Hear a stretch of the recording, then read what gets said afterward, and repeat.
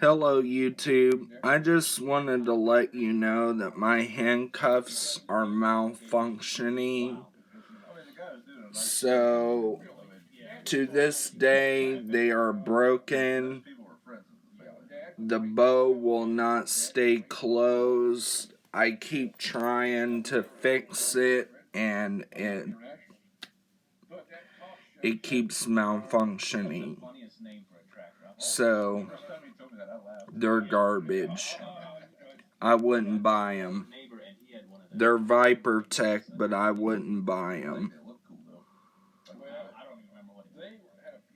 They're the worst brand ever.